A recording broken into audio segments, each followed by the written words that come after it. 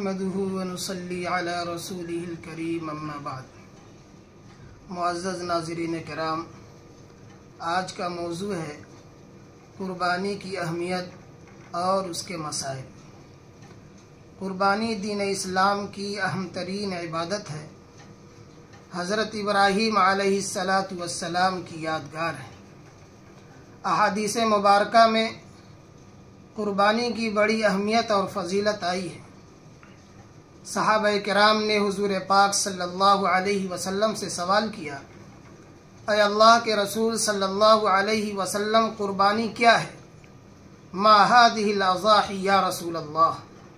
حضور پاک صلی اللہ علیہ وسلم نے جواب دیا، سنت ابیکم ابراہیم، یہ قربانی تمہارے باپ حضرت ابراہیم علیہ السلام کی یادگار ہے۔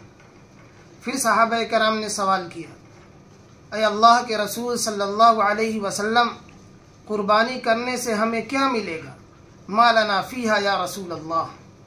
اللہ کے رسول صلی اللہ علیہ وسلم نے ارشاد فرمایا، بِكُلِّ شَعْرَةٍ حَسَنَةٍ، ہر بال کے بدلے میں نیکی ملے گی۔ قربانی کرنے والا جب قربانی کرتا ہے تو جانور کے جسم پر جتنا بال ہوتا ہے اتنی نیکی اسے ملتی ہے۔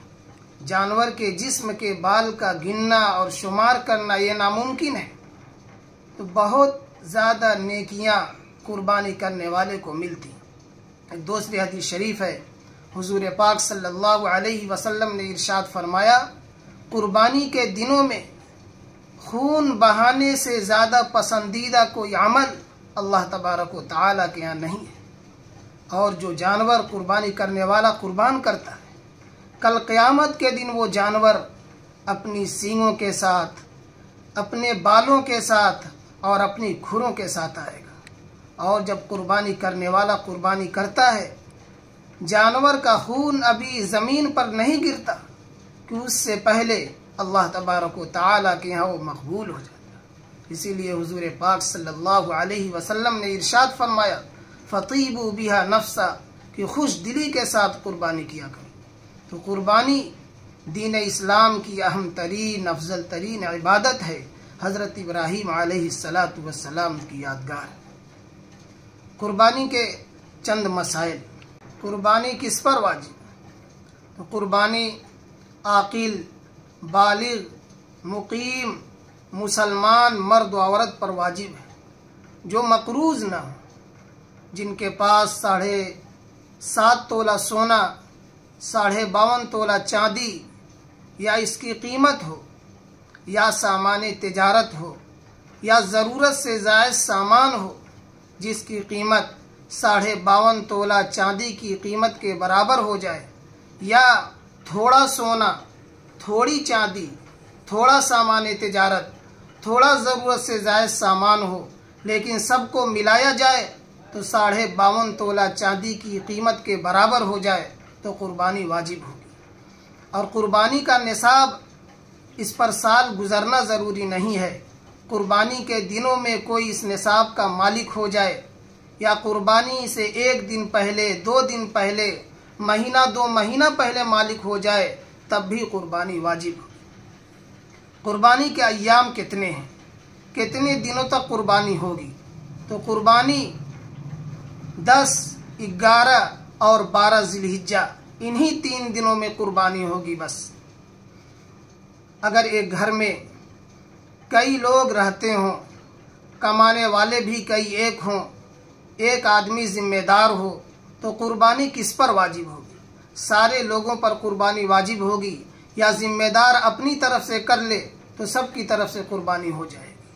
تو اگر ایک گھر میں کئی لوگ کمانے والے ہوں، ایک آدمی ذمہ دار ہو، تو جتنے لوگ نصاب کے مالک ہوں گے سب پر الگ الگ قربانی واجب ہوگی، خواہ مرد ہوں یا عورت ہو۔ اور اگر کوئی قربانی نہیں کر سکا، کئی سالوں کی قربانی اس کے ذمے میں ہے، تو وہ کیا کرے گا؟ اگر کوئی شخص کئی سالوں تک قربانی نہیں کر سکا تو اس کی تلافی کی صورت یہ ہے کہ ایک متوسط جانور کی قیمت صدقہ کرے، یا ایک بڑے جانور کے 7ویں حصے کی قیمت صدقہ کر دے، تو اس کی بھی گنجائش ہے۔ बड़े जानवर में कितने लोग हिस्सा ले सकते हैं? बड़े जानवर में 7 लोग हिस्सा ले सकते हैं, लेकिन इसका ख्याल रखना बहुत ज़रूरी है कि सारे लोग सवाब की नीयत से उसमें शरीक हों। अगर कोई शरीक गोश्त की नीयत से शरीक होगा तो किसी की कुर्बानी नहीं हो। एक मसला है, अगर कोई शख्स दूसरे की तरफ से कुर्बानी कर दे और उससे न पूछे तो उसकी कुर्बानी होगी या नहीं, तो दूसरे शख्स से पूछे बगैर उसकी तरफ से कुर्बानी कर देने से कुर्बानी नहीं होगी।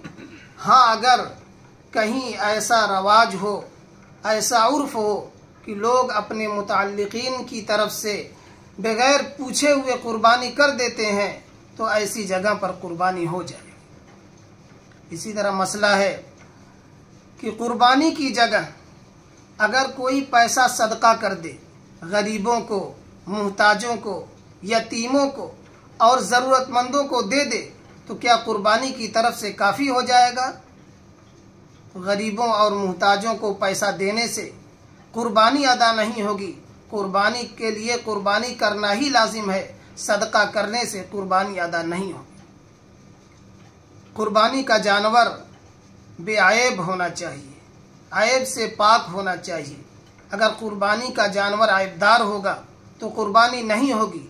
चंद अयूब मैं ज़िक्र करता हूँ, जैसे तिहाई हिस्सा कान का अगर कटा हुआ है, या तिहाई रोशनी आँख की जा चुकी है, या दुम यानी पूँछ तिहाई हिस्सा कटी हुई है, या जानवर बहुत ही लागर और कमज़ोर है, खारिश उसे हुई है। इसी तरह अगर उसके पाँव में कोई आयब है, वो चल नहीं सकता, जिस जगह उसे कुर्बान करना है उस जगह तक वहाँ नहीं जा सकता, तो ऐसे जानवरों की कुर्बानी सही नहीं होगी। अगर कुर्बानी के जानवर में अकीका की नीयत से कोई शामिल होता है तो शामिल हो सकता है या नहीं? तो कुर्बानी के जानवर में अकीका की नीयत से कोई शामिल होना चाहे तो वो शामिल हो सकता है, इसमें कोई हर्ज नहीं है। अगर कोई शादी के इरादे से या घर बनाने के इरादे से पैसा रखा हो और उस पैसे के अलावा दूसरा पैसा उसके पास न हो, तो कुर्बानी उसके ज़िम्मे वाजिब है या नहीं?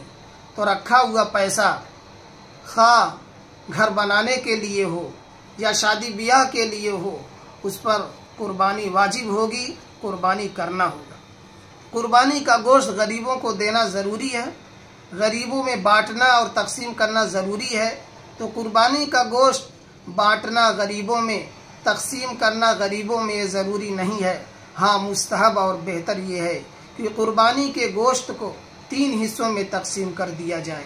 एक हिस्सा अपने लिए रख लिया जाए, एक हिस्सा रिश्तेदारों में तकसीम कर दिया जाए और एक हिस्सा गरीबों में तकसीम कर दिया जाए। ऐसा करना मुस्तहब और बेहतर है, ये ज़रूरी नहीं है।